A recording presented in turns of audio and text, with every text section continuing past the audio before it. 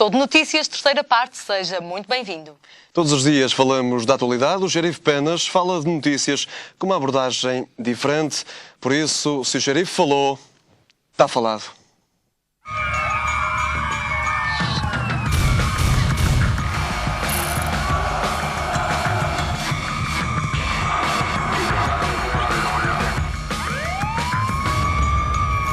Xerife Penas falou, está falado. Eu sou o Xerife Penas. A partir de hoje vou estar aqui na RTV para vos trazer alguns casos de polícia. Muitos deles vão ser muito intrigantes. Mas não só. Alguns factos políticos também vão passar por aqui.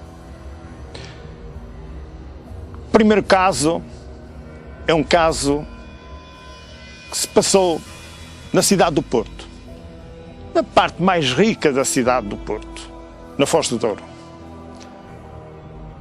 Uma família abastada, muito abastada, muitos bens. É um caso que me toca, é um caso que me choca, é um caso da minha própria família. Imaginem a emoção com que vou vos dizer isto. 3 irmãos, infância muito boa, pessoas de média idade.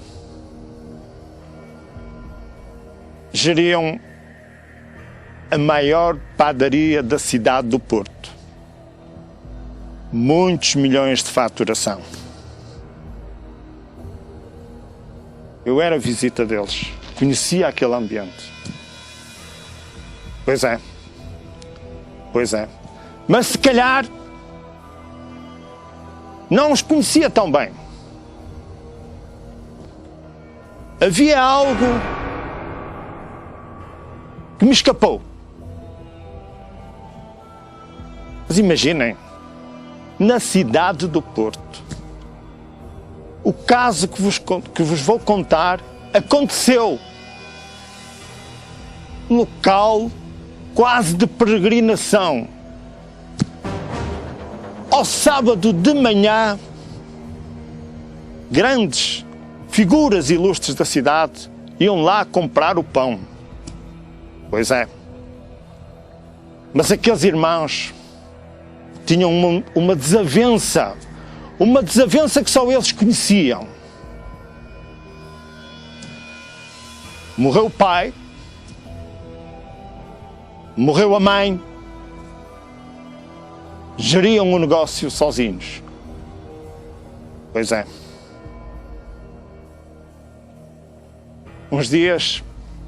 Houve uns dias que eu passei férias com eles, todos juntos. Pareciam mesmo uma família feliz. Mas houve um dia em que o irmão mais novo não estava bem conforme ele era. Algo se passava ali. Perguntei-lhe, tens alguma coisa? Não, não tenho nada. Pois é. Aquele homem, casado, professor, 2 filhas lindas, não era de facto a mesma pessoa. Pois, mas o que é que terá acontecido? Para que é que terá acontecido? Num dia, fui acordado com um telefonema. Uma grande catástrofe aconteceu na rua de Gondarém, na Foz do Douro. Bombeiros à porta, polícias à porta.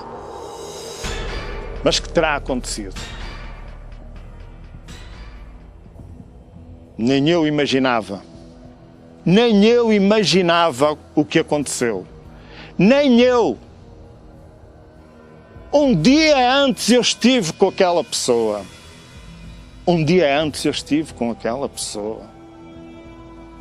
24 horas depois, Eu não imaginava que tinha estado com um assassino. Eu não imaginava que tinha estado com um assassino. Seus telespectadores, isto aconteceu na cidade do Porto, numa família que tudo tinha, mas afinal algo falhava.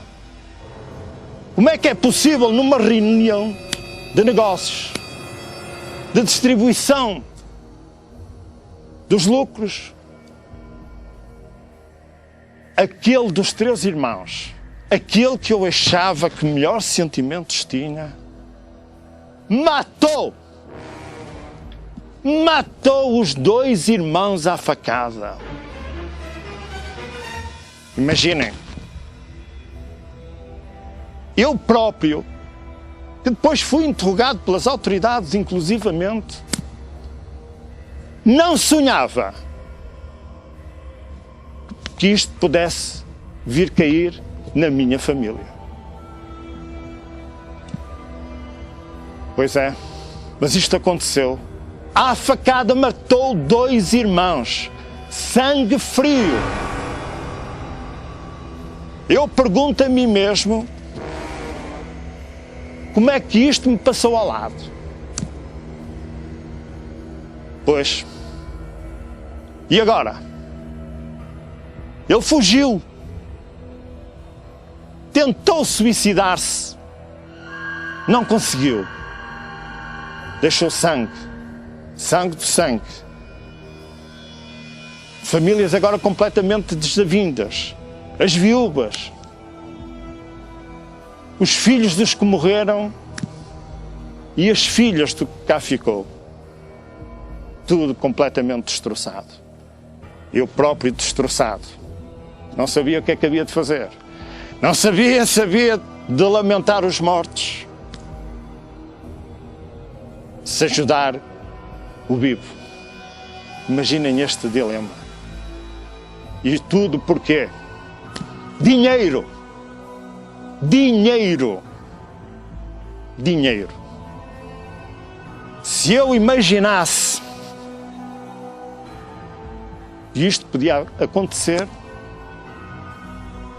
se calhar, naquele dia, como noutros, ele teria ficado em minha casa. Não ficou, veio matar. Este, seus telespectadores, é um caso tremendo, tremendo, tremendo.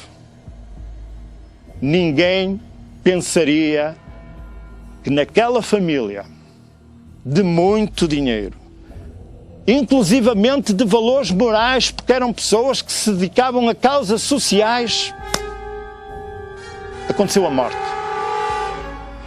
Aconteceu a morte da maneira mais violenta que eu possa imaginar. Matar 2 irmãos à facada. Um deles doente. E no momento em que eu estive com ele, com o assassino, não mostrou o mínimo arrependimento.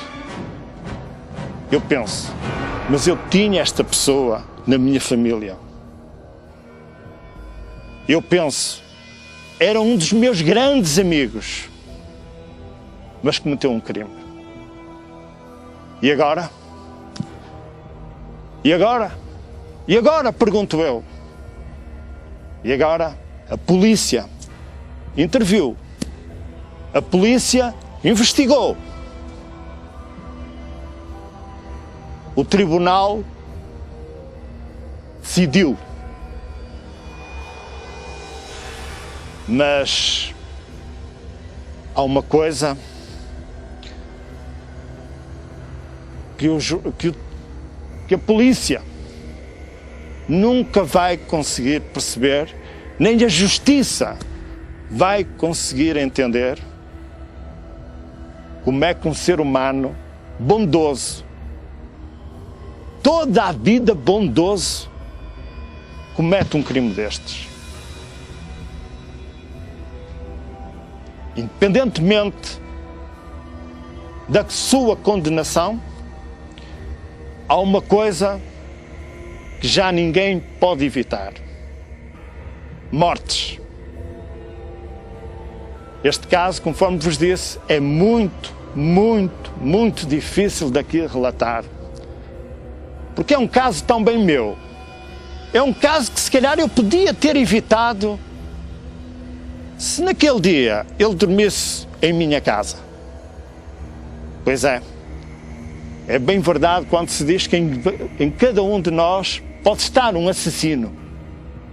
Pode estar uma pessoa que pode ir parar à cadeia, que pode matar, que pode roubar, que pode fazer tudo. Pois é. Agora, esperemos pela justiça divina. Esperemos que a justiça divina venha um dia a dar alguma clemência a esta pessoa que era boa e que eu acho que continua a ser boa. Não vamos agora maltratar. Vamos tentar acarinhá-lo e vamos, com este caso, e este é o motivo pelo qual eu vos trago aqui, que seja exemplo para outras famílias, que pensem mais na humanidade das pessoas, que pensem mais naquilo que a vida vos pode dar de bom e que deixem para trás um bocado o dinheiro. O xerife Penas falou, está falado neste caso. Mas se pensam agora que já estava tudo dito, eu hoje trago-vos um outro caso, também algo complicado e muito difícil de se entender. Você que está aí em casa a ver-me, tem um cãozinho tão lindo, tem o seu gatinho, que até ele passa a mão no pelo. Quanto é agradável, eu tenho cães em casa, quanto é agradável quando chega a casa ele começa a saltar, ele brinca, ele salta, ele faz tudo. Mas este caso que eu vos vou contar agora e que se passou em Castelo Branco é um caso de veras intrigante, mesmo muito intrigante. Um homem com um cão lindo, um dia percebeu que alguém lhe matou o cão. Mas, meus amigos, matar um cão, como? O homem completamente destroçado tentou perceber como é que o cão morreu. Não houve barulho. Não foi. Veneno. Terá sido. Fez uma investigação por conta própria. Mas também pediu ajuda às autoridades. É normal. Quem gosta de um animal, quando vê morrer, é quase como morrer um membro da sua família. É normal. Eu faria o mesmo. Eu faria o mesmo. Nós estamos em Castelo Branco, nós estamos em Portugal. Os animais têm direitos. Mas a grande surpresa surge. Quem matou o animal foi o seu vizinho. O vizinho. Aquele que o cão já tinha feito com que ele não fosse assaltado. Porque latiu quando a casa do vizinho ia ser assaltada. Pois é. Mas no segredo da noite, esse homem deslocado, com um pau, matou o cão. Matou o cão à paulada. E agora? E agora? O que é que leva um cidadão a matar um cão? Porque o animal, é normal, fez um pouco mais de barulho. Ladrou um pouco mais alto. E naquele momento, esse senhor esqueceu-se do bem que o cão tinha feito ao espantar o gatuno da sua própria casa. É verdade. É verdade. Castelo Branco, Portugal, desrespeito total por um animal.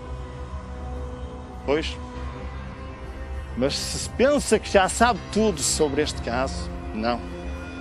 Pois, não sabe não. Pois é. Você sabe o que é que o homem que mata o cão fez?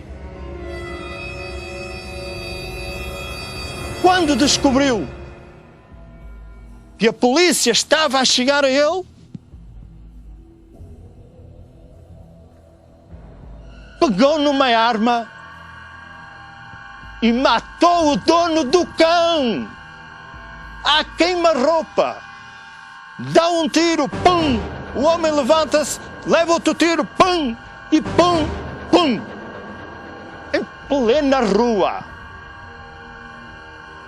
O dono do cão foi assassinado.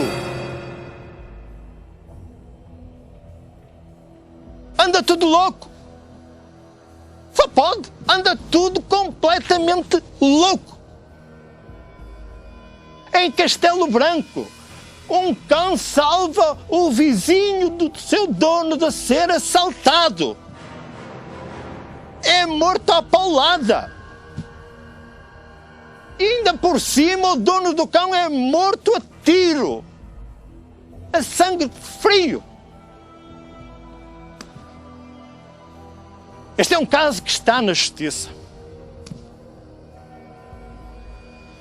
Quem sou eu? Quem sou eu para dar aqui uma sentença? Mas, independentemente da sentença que vier a ser dada por um juiz, por um tribunal, o xerife Penas diz: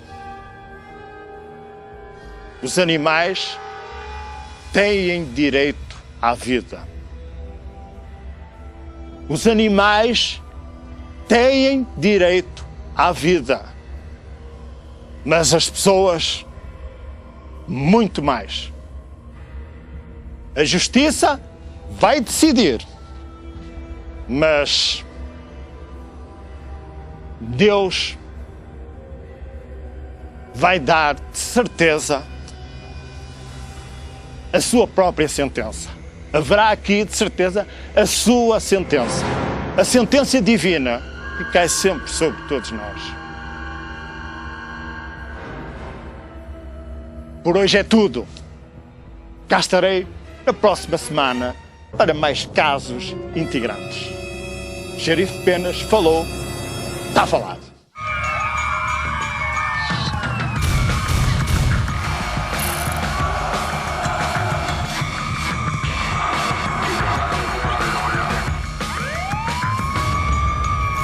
Xerife Penas falou, está falado.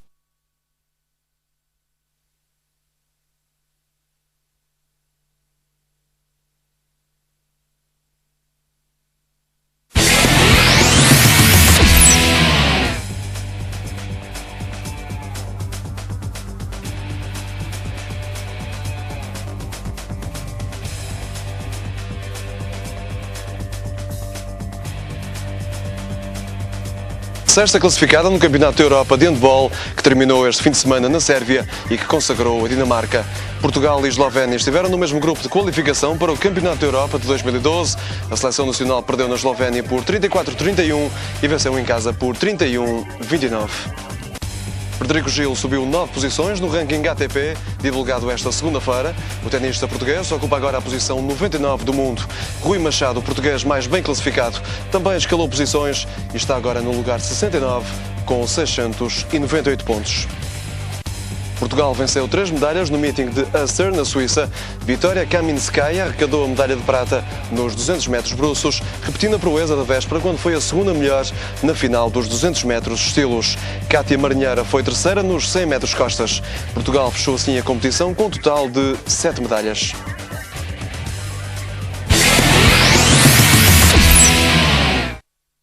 E em estúdio para falar sobre a atualidade do desporto, sobre o fim de semana, como é habitual, temos a Cancela Moura. Cancela Moura, muito boa tarde. Boa tarde.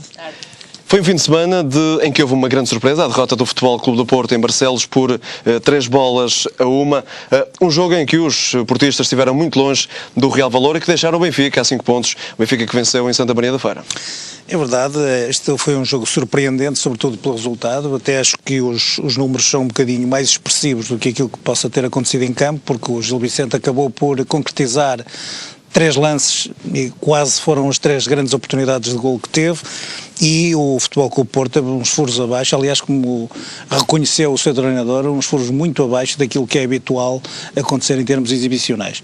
Talvez tenha perdido Jaime Rodrigues, porque andou perdido em campo e, portanto, foi ele que resolveu os 2 últimos jogos, e o Futebol Clube do Porto nem conseguiu a marca que almejava de 56 jogos sem perder para poder equiparar-se ao Benfica de 78-79. Portanto, foi também um jogo... Hulk e Fernando faltaram nos portistas, 2 peças muito importantes. Fizeram realmente falta, Cancela Moura, neste jogo? E eu acredito que não tenham sido peças fundamentais para fazer diferente.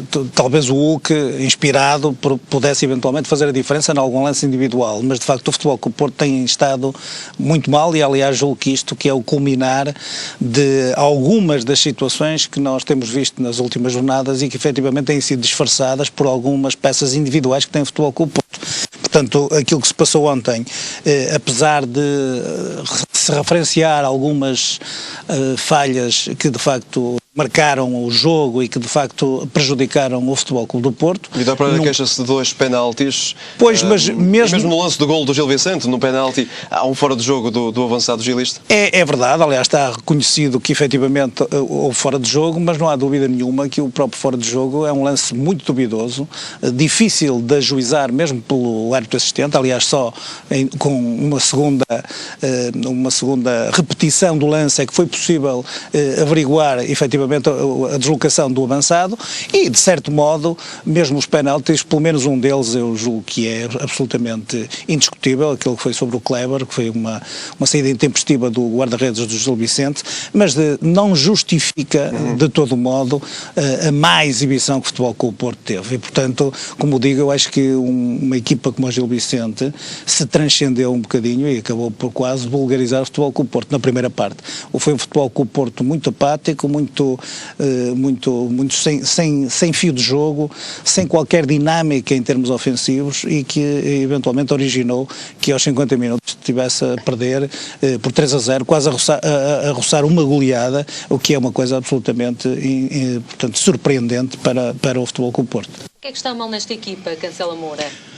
Eu julgo que, neste momento, julgo que será um momento de maior reflexão para o Futebol Clube do Porto, porque, como disse, eu julgo que isto é o culminar daquilo que tem vindo a acontecer desde o princípio da época. Julgo que tem havido alguma irregularidade e julgo que também tem havido muita intranquilidade que foi ontem patenteada pela recepção que a própria equipa teve, quer no Estádio do Dragão, quer na saída de Barcelos, que motivou já alguns insultos, e eu julgo que, de facto, o que pode mudar alguma coisa será a mudança, eventualmente, de Vítor Pereira. Nós sabemos que isso é uma coisa muito difícil de acontecer no Futebol Clube do Porto, porque há um conservadorismo bastante grande nas escolhas que são feitas pelos dirigentes, e o que também é bom, porque às vezes existe, com esta persistência ou com esta insistência nas escolhas, às vezes corrige-se algumas coisas. Já aconteceu com o José Ferreira algumas críticas que depois até motivaram, de certo, uns êxitos a seguir, mas de facto este ano o Vítor Pereira tem vindo a revelar uma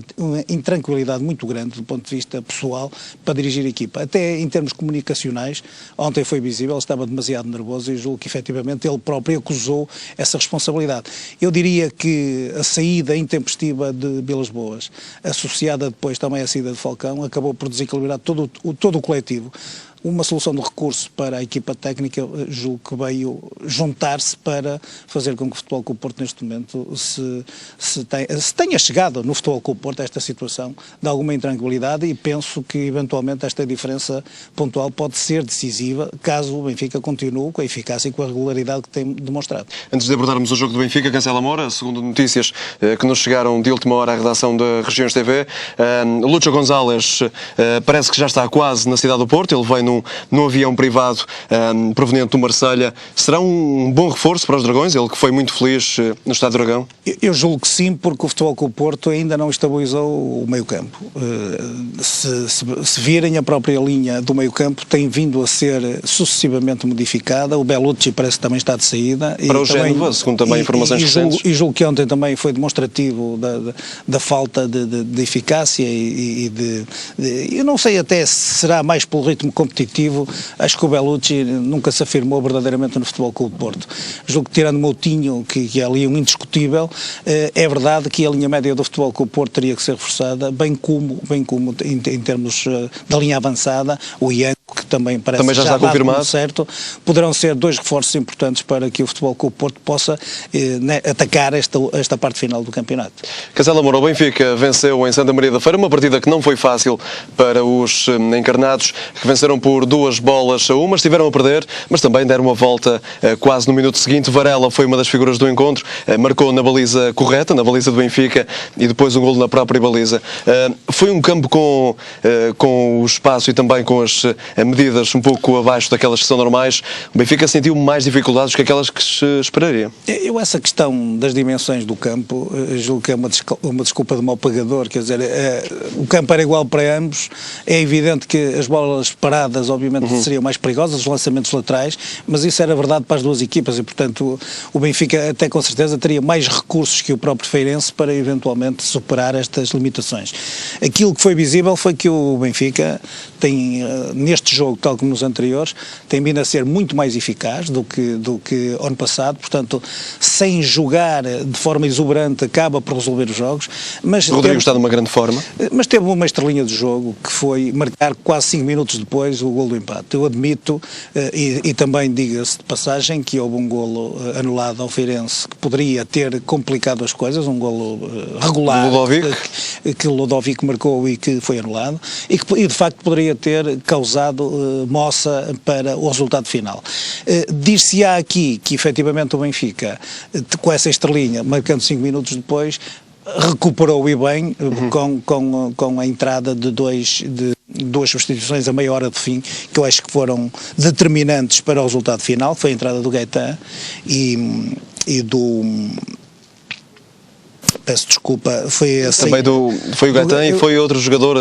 Foi Bruno César saiu e Pablo Aimar, e entrou o Gaetan, que deram, e o Nolito, que deram uma dinâmica ofensiva muito maior à equipa e que foram determinantes para que depois o Benfica encostasse o Feirense às cordas em termos do... De qualquer forma, Castelo Moura, esta vantagem de 5 pontos é um importante balão de oxigênio de confiança para o Benfica? Eu acho que o Benfica neste momento poderá eventualmente começar aqui uma caminhada em termos de título que poderá eventualmente só fazer a gestão de alguma diferença. Faltam os confrontos diretos com o Benfica, com o Futebol Clube do Porto, que serão muito importantes. Faltam muitos jogos, é verdade. Faltam muitos jogos, mas o Benfica obviamente tem aqui uma vantagem que não tinha há 2 ou 3 jornadas atrás, que pode ser importante.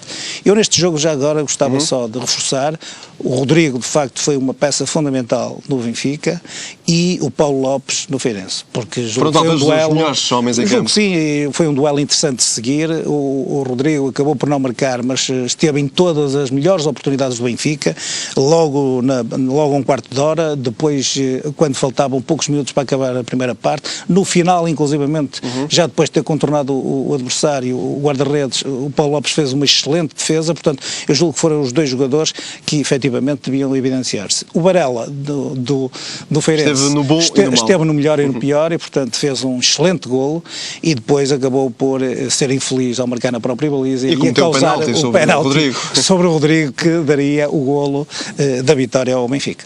Castelo Moura, 2012 acaba por sorrir pela primeira vez à equipa do Sporting, que venceu frente ao Beira-Mar. É verdade, a grande novidade é a vitória, mas esta vitória também é um bocadinho pálida, porque foi alcançada em cerca de meia hora. O marcador foi o defesa central, o Onayu, que já tinha sido o marcador do último jogo em que o Sporting ganhou ao Nacional tem sido por importante. 1-0. Tem sido importante, mas isto revela a falta de eficácia da linha mais avançada do Sporting. O Sporting está a viver momentos muito delicados, com algumas incompreensões pelo meio. Eu já tive aqui a oportunidade de dizer que, efetivamente, julgo que o Domingos tem o mérito de ter, com 17 contratações, constituído uma equipa, ter aproximado o Sporting dos grandes, mas, efetivamente, nas últimas jornadas do campeonato, mostrou-se de novo alguma intranquilidade, a perda também precipitada de alguns jogadores, como o Rinaldo, o Bolswinkel, agora nas últimas jornadas, pode ter sido quase determinante para que o Sporting não se apresente na sua melhor condição, como era de esperar. Este jogo foi um jogo sem história quase na segunda parte, acabou por o jogo ser deixar correr o jogo, geriram o jogo e o resultado, não houve oportunidades de gol na segunda parte e, portanto, julgo que foi uma primeira parte onde o jogo naturalmente se resolveu. 2 lances de bola parada, mais um dado importante, julgo que isto revela a falta de dinâmica ofensiva e a profundidade do ataque do próprio Sporting, que não existiu. Pelo menos aproveitaram as bolas paradas e fizeram 2 golos, que eu julgo que foi importante, pelo menos moralizador, a primeira vitória, como disse, do Sporting neste ano de 2012 e que pode eventualmente fazer o Sporting recuperar alguma coisa, esperando pelo resultado desta noite, não é? Que o Braga, Marítimo Sporting de Braga, que é um jogo importante na luta pela Europa e pela Liga dos Campeões também. É um jogo que se joga esta semana, mas que eu diria que tem continuidade na próxima semana, porque o Marítimo vai receber o Sporting e, portanto, eu julgo que há aqui condimentos ou atrativos maiores relativamente a este jogo. O Braga, se ganhar, vai acabar um fosso maior para o Marítimo e portanto... E fica apenas a 3 pontos do Futebol Clube do Porto. Exatamente, e também eventualmente manterá uma distância já interessante sobre o próprio Sporting, e portanto será importante para o Braga. De todo modo, o Marítimo, se eventualmente for audaz e conseguir ganhar, tem o atrativo de depois poder, eventualmente, no confronto com o Sporting, também afirmar-se nos primeiros lugares da tabela classificativa. Cancelo Moura, olhamos ainda para a Liga de Honra, que esta semana confirmou o Estoril, talvez como o mais sólido e firme candidato à subida da divisão. O Estoril venceu a sua partida, mantém-se sólido no primeiro lugar. Uma nota negativa talvez seja a derrota do Moreirense em casa perante o Arouca por 2-0. Eu acho que o Moreirense teve um tropeção, mas isso também tem um contraponto. O Arouca e o Belenenses estão a fazer recuperações muito interessantes na tabela classificativa. Neste momento o Arouca já está no 7º lugar com o Penafiel, que também eu gostaria de dizer, registrou aqui nas últimas 2 jornadas uma queda significativa, porque estava nos primeiros lugares. Ainda assim uma goleada do Estoril ao Atlético 5-0. E de facto o jogo da jornada seria o Estoril Atlético, que de facto demonstra aqui uma grande superioridade do próprio Estoril e uma quebra do Atlético, que de facto nas últimas jornadas não conseguiu nem ganhar nem ao Belenenses nem ao Estoril e portanto está numa situação, ou pelo menos estará em queda na tabela classificativa. Já agora também há aqui um ligeiro atraso que pode começar a ser significativo do Leixões, que perdendo estas 2 jornadas acabou por também já ter baixado para a 6ª posição. Obrigada, Cancelo Moura, pelos seus conhecimentos aqui, sempre à segunda-feira, de desporto e desta primeira e da segunda Liga também. Estamos muito perto de fazermos o nosso último intervalo, o show de notícias volta daqui a pouco. Na última parte deste show de notícias vamos falar de cavalos, um animal muito, muito caro ao nosso país. Eu gosto muito, Delfina. Eu também, Pedro. Vamos falar já a seguir, é um curto intervalo muito rapidinho, não saia daí, não nos perca de vista. Até já! Até já!